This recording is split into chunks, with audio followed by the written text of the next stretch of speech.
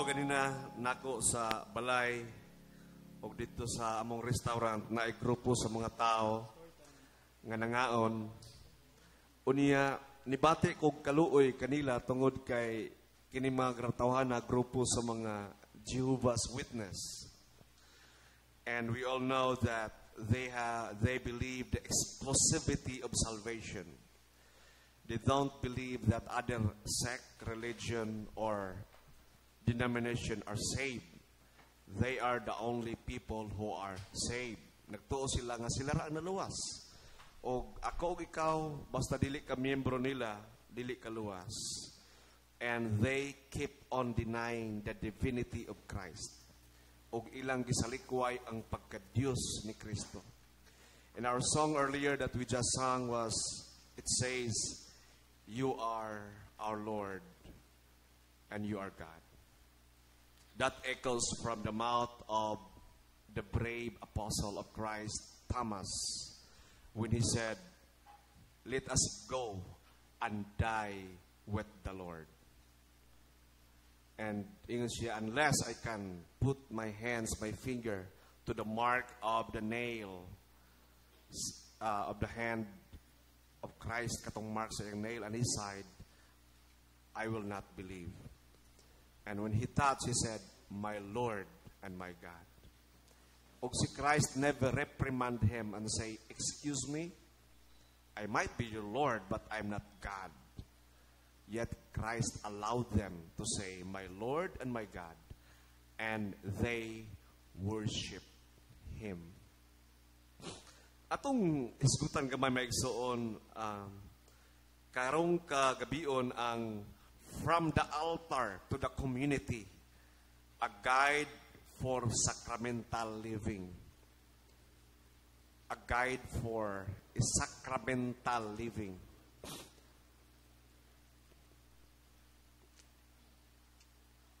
What is short definition of the word sacrament? Kanunay na madungog. But let me just refresh your mind. Sacrament is a visible sign of an invisible reality. Sacrament is a visible, klaro kayo, nga mga sinyalis sa dili maklaro nga kabatuoran or nga mga sinyalis. That is the word of St. Augustine, and St. Ambrose and Augustine says, sacrament is a visible sign of invisible grace. Ang sakramento kuno mao kuno ang makita sa dili makita nga grasya. And ingon si Thomas Aquinas, a saint of 15th century, an outward sign that brings about what it signifies. Then ingon si Tertullian, not a saint, but one of, I would say, a church father. He said, the earthly vessel of heavenly power. In other words, I'll give you a very concrete example. Jesus Christ is the sacrament of the God the Father. Let me just rephrase. God the Son is the sacrament of the God the Father. No one sees the Father. Tama? Moses was kaning nang ingon siya nga gusto siya makita sa Dios. Pero he hid on the cliff. And he was able to see the backside, ang likod sa Ginoo. But he was not able to see God face to face. Tungod kay, they will be, Jews believe that no one can contain the presence of God. Maybe the cherub, even the cherubim, among the angels, the 9 choirs of angels, ang cherub is one of their wings used to cover their face because of the shining glory of God that they cannot contain. And imagine this angelic creature, mao ni sila ang pinaka-close kayo sa Ginoo among the 9 choirs of angels. That is why they are also called the burning one, gadilaab, gasiga, nga klase nga mga anghel, and they are six-winged creature or angel. So, think of this, nga si Jesus Christ, ang God the Father nga dili makita, gipakita siya sa iyang anak nga si Ginoong Jesucristo nga atong nga nahikap sa mga apostoles o ilang nakauban. That is a sacrament. Ang ebidensya sa dili makita. Sa John Chrysostom, ingon siya, ministers.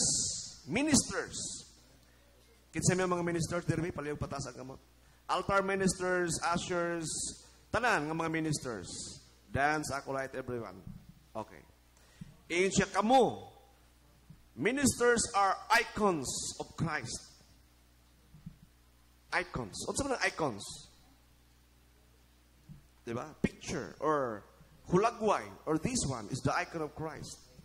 And say, you are the icon of Christ. The idea that ministers of God are not merely sacramentals, but a living sacraments.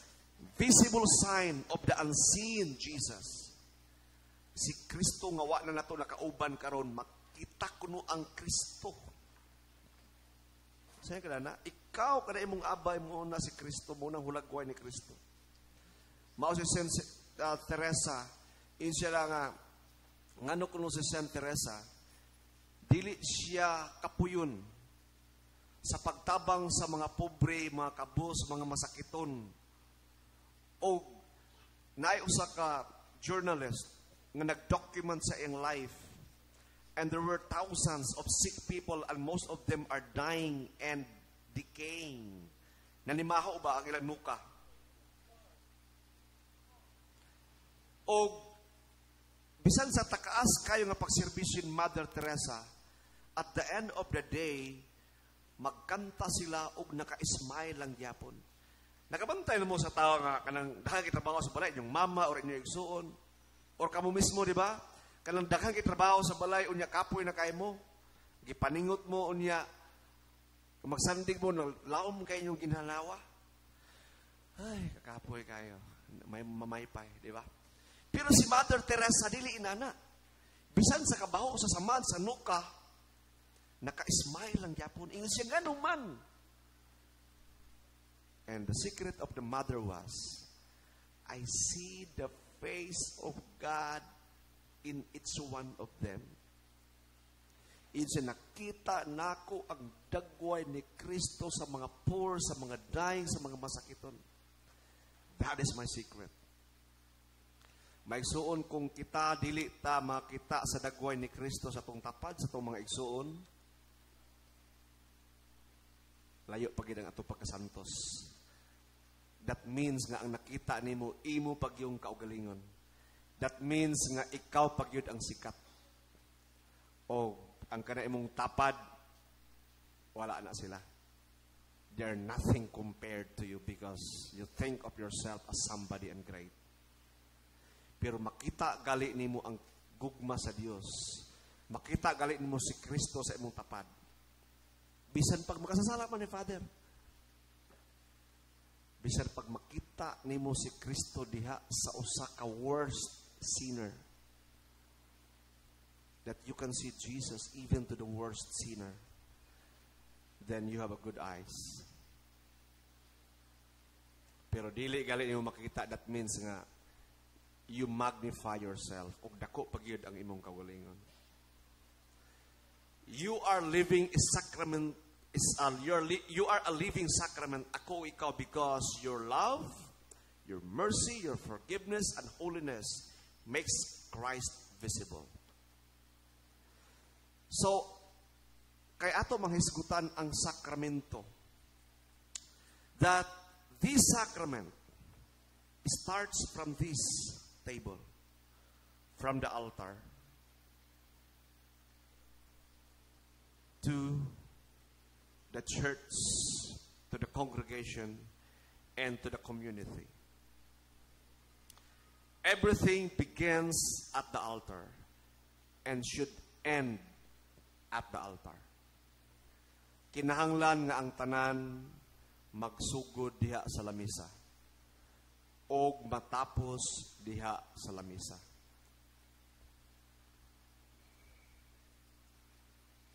Mao ba? Tinuod yun. Kaya si Kristo sa upper room, sa iyang pag-rent sa upper room, gigamit niya ang lamisa kay para mahiusa ang iyang igsuon o ang iyang pamilya. Diya sa inyong balay, kinsa man ang mga on kasagara? Di ba ang papa o mama o ang mga anak? Ang pamilya, di ba? Ang atong kinabuhi, mga ministers, should emanate, should begin from the altar. That is why, if you are a baptized Christian, and you affirm the real presence of Christ in the Holy Sacrament, bisan pa, o dili ka miyembro ni ining iglesia, but you affirm the real presence of Christ in the Holy Sacrament, body and blood, you are invited. And you can be an adopted son of this parish. You can partake the Holy Eucharist. You are a member of the family. In Romans 12:1 it says, offer your life as a living sacrifice, pleasing to God. Sacrifice. Asa man ang sacrifice gibuhat ni Kristo? In the altar. Wherein iyang gihatag ang iyang kagalingon. Ingon si Saint Ignatius of Antioch, do everything in harmony with the Eucharist. Everything in harmony with the Eucharist. Saint John says, Chrysostom, he who serves the mysteries must be holy. Wa man tanang serve tanan diri, but we are all partakers of the mysteries of Christ's body and blood. Kitang tanan nangaon man sa usa ka lamisa. That is why he who serves the mysteries must be holy. Bear in mind nga ang atong ministry, our ministry flows from your communion with Christ. We must see to it nga ang atong pagpangalagad sa Ginoo kini nagdagayday ni sa atong pagkahiusa diha kaniya diha sa altar. Ang atong kinabuhi dapat sakramento ni Kristo. Ikaw o ako, ang imong kinabuhi, dapat kita mga buhi nga sakramento. Dapat si Kristo makita sa atong kinabuhi, sa atong pag-eskwela o pagpanarbaho. Dili ang yawa ang makita sa ato. Kita mong tao nga makakitag tao, laing tao, mingon sus na nasa niyang tawhana o. Dili unta kita maisuon mga tao nga salawayon sa katilingban o nag-una-una sa kagubot. Makaingon ka ta sa itong kagulingon nga, Father, nakita gid si Kristo sa akong kinabuhi. Naay mga tao nga bisan without a word, because they spend time with God. O naay mga tao nga makita lang sa ila, o naa sila mga problema, makahilak sila tungod kay bati nila ang presensya ni Kristo. Nakatisting na mo na? Nga mo yung ka, ay salamat, nga nianhi ka. Sa imong presensya kaning nigaan gyud. Or na iba mga tao nga mo ana sa inyong balay. Ug moingon sila nga, hala, nindot lagi kini inyong lugar. Kay gaan kaayo ang akong paminaw. O mabati gid nako ang presensya ni Kristo. Or mo ana sila sa inyong balay kay moingon sila, hala, gubot lagi kay inyong balay. Mura lagi na demonyo diya sa inyong kwarto ko wala hipos. Ha?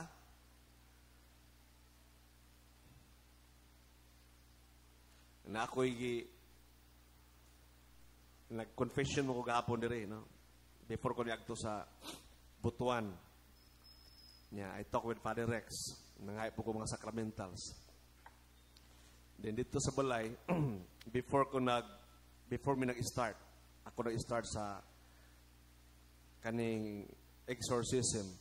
Tungod kay ang ilang testimony dito, mag-ingkod sila sa ilang bed, mukurog. O, ano ba? O yung kun sa yawa ba? Unya, naalad na po sila. Ingin sila, naalad naman na Father. Nga moingon mo lang mga, ayuk, tinuntun niya, kay warbay ko na hadlok ni mo. Ano ba? Pero kuyawan din siya. Hey, ano ba? So, delikado di usahay kaning maalad ka na sa yawa. No, kanang murag close na mo sa yawa. Ano ba? Istorya di mo ang yawa. Uy, may iso na ayaw mo pa istorya sa yawa, ha? Ayaw mo pa ingon nga, uy, ikaw yawa, ay pag yawa-yawa diha. Huwag ikay katungod yun. Kaning, okay rin ka diha, waka na ko hilapte, pero ay pag sinamok na mo. Pwede ba dahil, anak? Kanang imong i-negotiate ba ang yawa? Makik-deal ka niya nga, dihara ka sa kwarto. Ayaw pa ka din sa sala, kaya namin bisita, pakauwaw ka lang, di ba? Pwede ba, anak? Kung sige tulo sa Bible, resist the devil. Rebuke. Do not talk. Do not negotiate. Kaya ang devil, ganahan gina silang negotiation. Kanang sabot-sabot ba? Ayaw lang ko pawaan sa inyong balay. Ayaw lang ko natawga ang mga exorcist sa inyong simbahan. Mga buotan man mi. Di ba? Kadumdo ko sa tunong Father Rex, sa tunong nga tumigdabaw niya, na ato'y usa ka bata nga among kitabangan, kaya nagpatabang man. O niya, ang bata, dalon siya sa yawa dito sa rooftop. Ganahan gid siya magtambay sa atop or the fourth floor sa building sila eskwelahan or dito sa kwarta sa rooftop sa ilang balay. Ug moingon din ang demonyo sa iya nga, we are friendly. Kanang isa, kanang itom, yawa na, yawan una, bad na siya, pero ako, nga devil, white ang color daw niya, he is friendly. O nag-advise pa rin ang yawa nga, actually, pwede mag-amambak. Ikaw lang good magpili good, pero pwede sa dili. See that? That's the trick of the devil. They want to be friendly. And the most kaning tricky is they are entering into your games. Di ba na si Padre Rex nga, wali naman diri nga kanang Mobile Legend that is mockery and offensive to God. Pero kita biya, ka-enjoy pa biya mo na. No? Dagan sa inyo diri nga ka-enjoy pa. O kami ni Padre Rex, dili gid min mag-negotiate ninyo, maingon nga, sige, pagdula lang muna na, pero 3 minutes ra ha. Dili yun. Because the devil, you cannot trust the devil. Kabalo ba mo nga, while nagkuhan mi ba, ni Father Rex, nagbiyahe mi kan sa Tangkob, niya naminaw may drama, no? Unya katos siya nga lalaki, he is walking possessed. Tungod kay nakapag-sex siya sa usa ka witch. Na siya sexual affair sa usa ka babae nga usa ka witch. O gitagaan siya, gi-infuse ang dagan kayo nga mga demonyo sa iyang mga attach. And there are moments nga ilabay siya sa yawa sa dingding.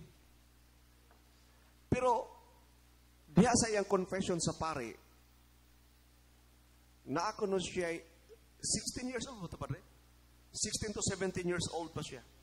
Pero na siya 400 affairs with different women. Sexual affairs. 400 kababae ang niagi sa iyang kamot, and he loves virgins. O ingon siya nga, ang usahay, ang babae ko nung mutan-tanawon riya, ma-attract sa iya, mauban na sa iya. Or usahay iya lang sultian, mauban sa iya, musugot sa iya. And the exorcist priest, he is that attractive. Di man siya na naka-attractive. Pero, layo ang San David ito eh. Sa iba, 400 ka buok. But the thing is, tungkol kay daghang demonyo sa iyang lawas, gaunay ang yawa. Kay mismo siya, kulatahon siya sa demonyo. Musinggit gud siya. Kulataw siya mo na kasi mga kuan ilabay sa sidig sa eskwelahan, nabuslot ang wall. Sila ka nabuslot ang wall, gilabay siya sa yawa. Muto nga ilang school president nanawag sa exorcist nga magpatabang siya. So, even if you are friend with the demons, with the devil, unayon gyapon ka. Gikulata gali siya nga kamit kisa sa yawa. Sa mga 400 ka babae ang biktima. Unya ang mga babae paghuman niya biktima iyang kulatahon. Ang uban dili. So kaunay ba? And that's the kingdom of the devil. Mag-unay. Do not trust, do not negotiate with the devil. Because you are the icon of Christ. Kita maigsuon mga imahin kita ni Kristo. Your ministry flows from the communion with Christ. If the altar is clean, which is what it is, your life becomes clean also. Let prayer be your daily incense. Tuguti ang mga pag-ampo mo daw nga everyday.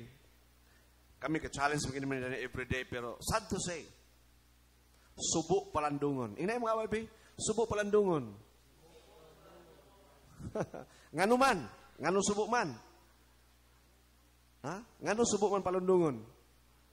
Tungod kay walay mutunga. Ang mutunga katurag yung na-assign. Subo palandungon. And one thing pag yun, nga makapasubo sa Ginoo, I'm sure na subo ang Ginoo dani. Kay nasubo man sad ko. Dili man ko gauge, no? I'm not saying nga ako ang gauge. Panahon sa Sabado, sa pag-ampo, dili mo muampo. Sa'yo ka na? Ang pag-ampo, maigsuon, pagpakig-istorya sa Diyos. O gi-challenge ta sa mga pare nga makig-istorya sa Diyos, dili ta. Wa mo na tingala na. Maigsuon, wa mo na tingala. Ngano dili mo muampo? Ngano ka dili mo muampo? Subo na. Sakit na para sa amo mga clergy nga walay agi. Kini di atong pagtudlo wa ni agi. Mura ba og gipagahi sa Ginoo o wala? Mura ba gipagahi sa yawa ang inyong kasing-kasing nga di mo muampo? Akabadal ba minana sa tinuod lang. Kaya kami lang mga dikon, mga pare, katuyog-tuyog ampo, pero kamo di mo ampo. Murag duwag di mo ganahan sa Ginoo. Lagi. Kung di pala ni pang Ginoo, lamig mo anaon niya, wado pang bastrokon sa Ginoo mo ba? Tinuod yun. Kung di pala ni ato simbahan, pang Ginoo, kani military pa lang ni, lukapa lagi. Ikaw di ka mo ampo, sagpa na yun. Pero di man inana, gugmaman, pang Ginoo man ning ato. Na may free will, gagihata ang Ginoo sa ato, gagihata ka matag choice to do what is the will of God and to do not His will. But sad to say, you choose to do not His will. Your will. Wa pa mo nakapangutan na. Dili na, that's very serious, I'm telling you. Dili ka mag-istorya sa Ginoo. You don't have a time with God. What if God doesn't have any time with you? What if ang Ginoo wala time sa imo? Saint Basil or Basil, ingon siya, he who does not pray is ruthless. Walay ugat. Ang Kristohanon nga dili maantigo muampo sama sa kahoy nga walay ugat. Walay kinabuhi nga mosulod nimo tungod kay ang kahoy musuyop siya sa tubig og nutrients sa yuta. O kung hanginon siya makapanggunit siya. Kung ikaw dili man tiog ampo, matumba ka og wala kay kinabuhi.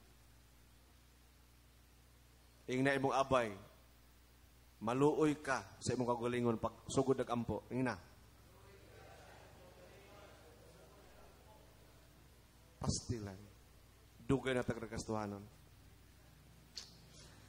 Morning prayer, evening prayer, short breath prayer, throughout the day. Kung ato na ma-practice may isuon. Everything. Gwapo gali mag-alarm mo sa iyong cellphone. Pag-alarm mo ba every hour? Labi ng way klase. Or kada lang, you practice this one. Every hour kung way klase, i-alarm mo yung cellphone. Every time nga mag-alarm, you say a prayer. If you don't know how to pray, Lord Jesus Christ, Son of the living God, have mercy on me, a sinner. Or you can pray the rosary.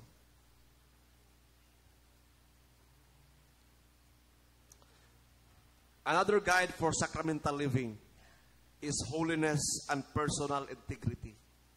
Holiness, pagkabalaan. Moral purity protects your witness. If you live an immoral life, you are a stumbling block.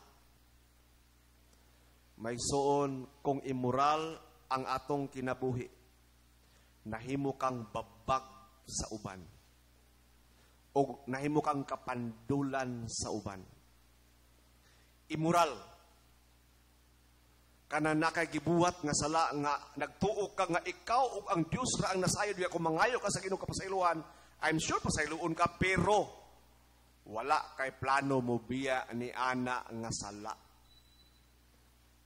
Nag-drugs ka? In kalor din nalay ko mag-drugs. Pero nasayod ka back at the back of your mind, nasayod ka mag-drugs pa mo niya.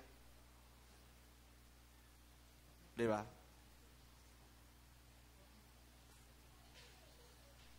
Or nabulit ka na sa financial, drown ka na ba financially? Unya mo yung Lord, na ikumungutang, I want to get out from debt. Pero at the back of your mind, magrilon pa ko. That is not a good testimony. Or nakagimintin nga babae, nakagimintin nga lalaki. Muing ka di na, you go, Lord. Mga ilang pasaylo ni mo, Lord.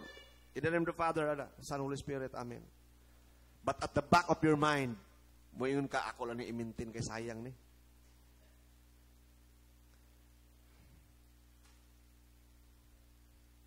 You're mocking God. You don't have respect. If you're living an immoral life, the Bible says, if you become a stumbling block of these weak people, mas maayo pa nga sama sa bato. Hiktan ka o ilabay dito sa dagat o malumos, patay. Di ba na ako? Sakit na. Sakit na. Nga nasulti man ako na because I've been a sinner. I've been living in darkness before. But Christ, I responded to His call. Huwag mo ko na yung ko sala. I need your prayer. And I am kaning a sinner. Pero I am living under God's grace. Under the state of grace. Ilawom sa iyang grasya nga. Kung matumba ta mo, pakyas ta, sure ko nga saluon ko sa Ginoo, saluon ta sa Ginoo. That is His promise. Wala ta nag-abuse sa iyang kaayo. That is 1 Timothy chapter 3 verse 8. Basahan lang ninyo. But Saint Gregory the Great, ingon siya, the minister's life teaches louder than his words. Ang atong kinabuhi kuno usahay may isuon. Nagtudlo ka na kaysa atong pagpamulong lamang. Guard your heart and reputation. Aside from false accusation. Guard your reputation. I would say the word reputation here is integrity.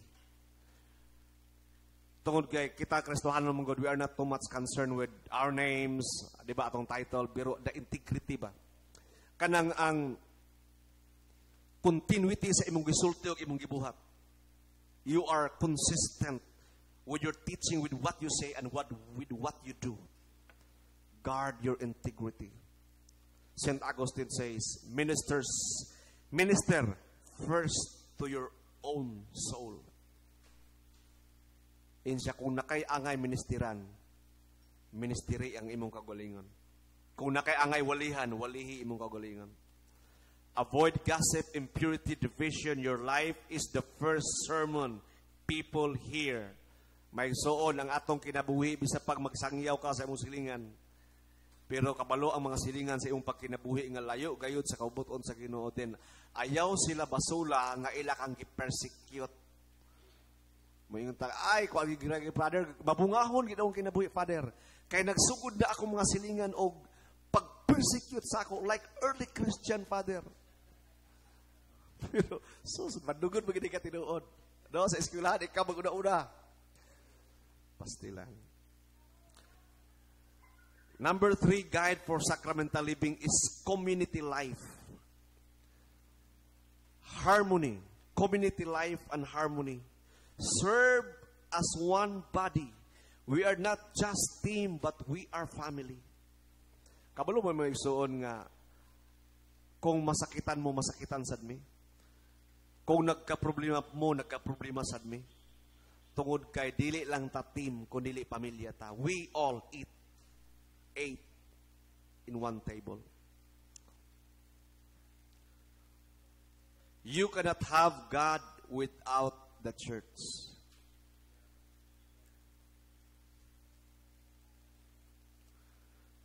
Guide for sacramental living. Number 4 is accountability and obedience. Kung ikaw imahe ni Kristo, you are accountable. And you must obey. Hebrews chapter 13, verse 17. You can take it down. Obedience, our obedience, protects our soul. Ingon si St. Ambrose, obedience guards holiness.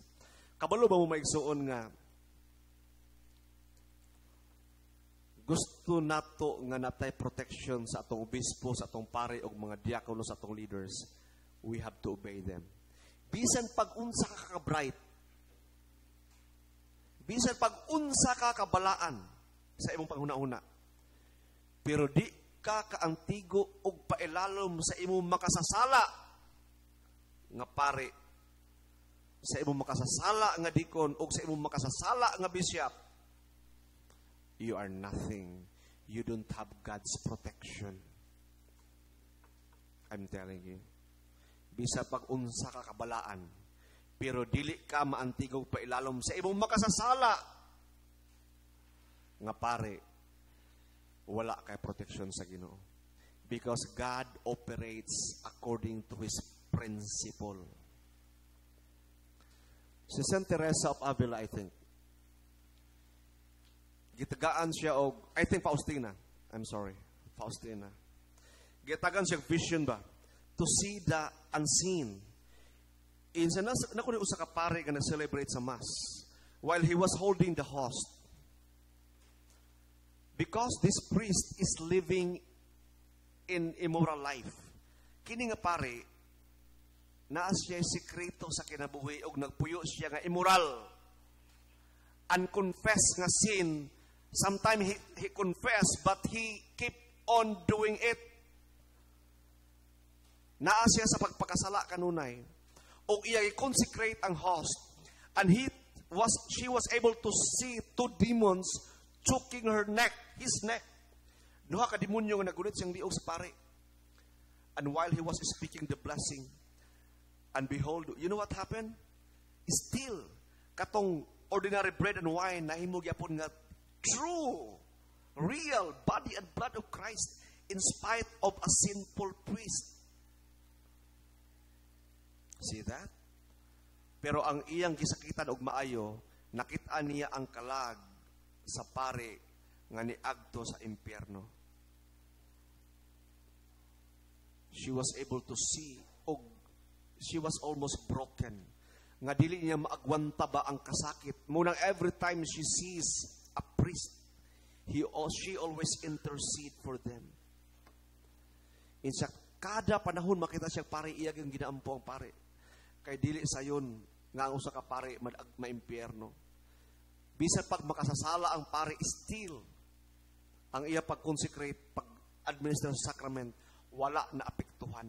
Mao na kami, bisan pag nagtuo mo makasasala mi, og di mo mulinya na mo kay adi, kuda na ni Father ako, sul kay makasasala na ka na makatag sa body and blood, or kang deacon, maigsoon why labot kami dana, kay di na trabaho na mo, trabaho na sa Dios.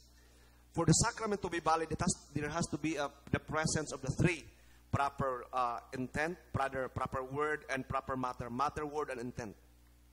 Matter, the body and blood. Word, spoken on the night he was betrayed, katoa. And the blessing, and the intent, the intention to turn this ordinary bread into the body and blood. Pero way labot ang pagka makasala sa usa ka ministro. Obedience. Satan hates obedient people. Because that is the only thing that Satan cannot imitate. That is the only thing that Satan cannot do, to obey. Because he chooses to disobey God. Submit to priests, deacons, coordinators, allow mentoring and spiritual guidance. Be correctable. Correction is a medicine to the soul. Number 5, guide for sacramental living, mercy and repentance and restoration. When someone falls, restore them. Kung nataigsuon nga di na magsimba, pangitaas siya. Ako may igsuon, nangalagad ko sa Ginoo, pero daghan na nga mga tao nga nasabay na ako nga di na makita sa simbahan o kamupod. Tama ba? Di ba daghan sige, inumdumi. Kinsa man to mga acolyte sa una? Mga dance, asa naman mga dance sa una? Ngado ka mo naman lang. Naman itong mga pare sa una. Ang mga dikon, bats nila ni Dikon Junel. Naman ang uban. Di ba ka mo naman lang? When someone falls, restore them. James chapter 5 verse 19. Basahan niyo na. Saint Augustine says, mercy heals what justice alone cannot.